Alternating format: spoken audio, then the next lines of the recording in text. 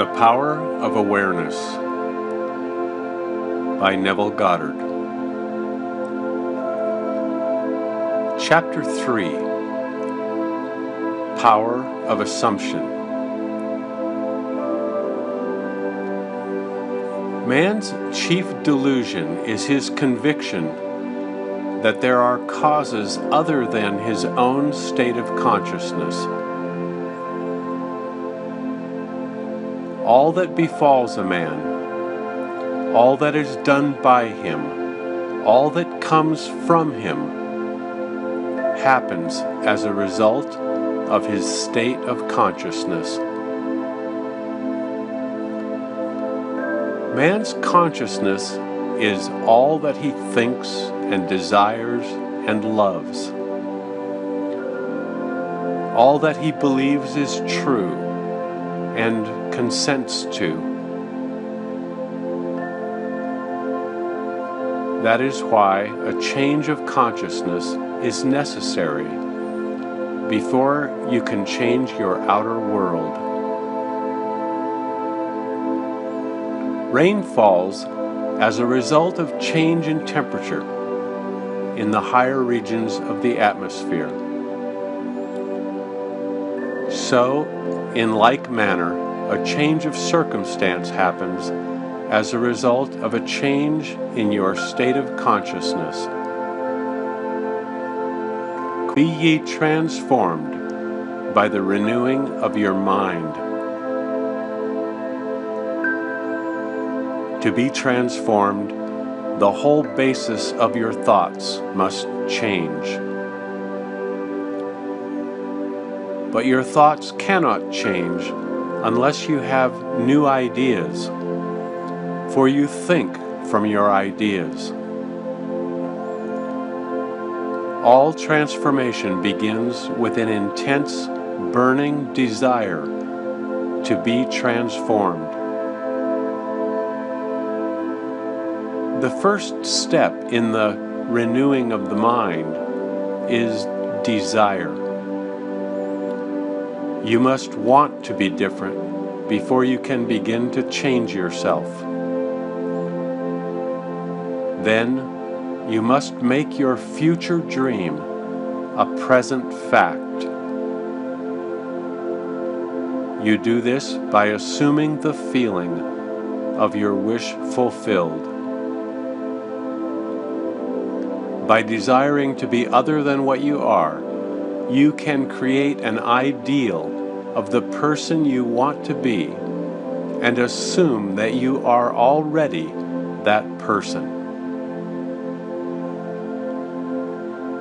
If this assumption is persisted in until it becomes your dominant feeling, the attainment of your ideal is inevitable. The ideal you hope to achieve is always ready for an incarnation. But unless you yourself offer it human parentage, it is incapable of birth. Therefore, your attitude should be one in which, having desired to express a higher state, you alone accept the task of incarnating this new and greater value of yourself.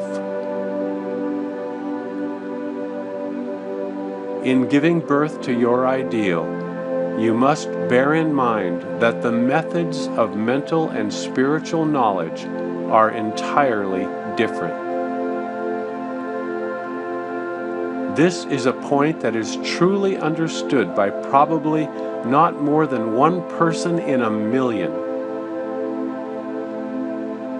You know a thing mentally by looking at it from the outside, by comparing it with other things, by analyzing it and defining it. Whereas you can know a thing spiritually only by becoming it. You must be the thing itself, and not merely talk about it or look at it. You must be like the moth in search of his idol, the flame, who, spurred with true desire, plunging at once into the sacred fire, folded his wings within, till he became one color and one substance with the flame. He only knew the flame who in it burned, and only he could tell who ne'er to tell returned. Just as the moth in his desire to know the flame was willing to destroy himself, so must you, in becoming a new person, be willing to die to your present self. You must be conscious of being healthy if you are to know what health is. You must be conscious of being secure if you are to know what security is. Therefore, to incarnate a new and greater value of yourself, you must assume that you are already what you want to be, and then live by faith in this assumption, which is not yet incarnate in the body of your life, in confidence that this new value or state of consciousness will become incarnated through your absolute fidelity to the assumption that you are that which you desire to be. This is what wholeness means, what integrity means. They mean submission to the whole self, to the feeling of the wish fulfilled, in certainty that that new state of consciousness is the renewing of the mind which transforms. There is no order in nature corresponding to this willing submission of the self to the ideal beyond the self. Therefore, it is the height of folly to expect the incarnation of a new and greater concept of self to come about by natural evolutionary process. That which requires a state of consciousness to produce its effect obviously cannot be effected without such a state of consciousness. And in your ability to assume the feeling of a greater life, to assume a new concept of yourself, you possess what the rest of nature does not possess: imagination, the instrument by which you create your world. Your imagination is the instrument, the means, whereby your redemption from slavery, sickness, and poverty is effected. If you refuse to assume the responsibility of the incarnation of a new and higher concept of yourself, then you reject the means, the only means, whereby your redemption, that is, the attainment of your ideal, can be effected. Imagination is the only redemptive power in the universe.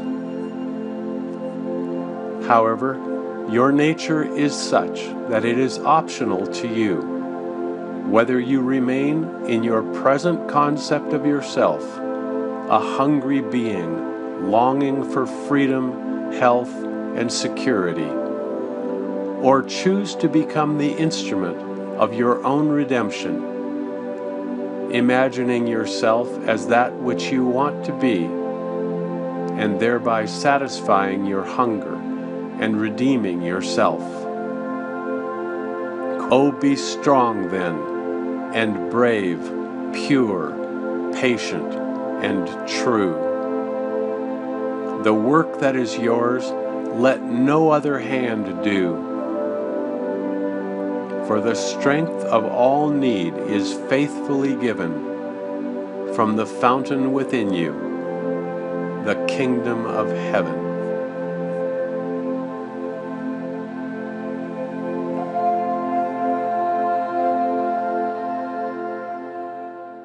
Thanks for being with us today. My goal is to give you value with every lesson. If you would like us to notify you every time a new lesson is ready, click subscribe below, then turn on notifications. I look forward to seeing you again soon. Thanks.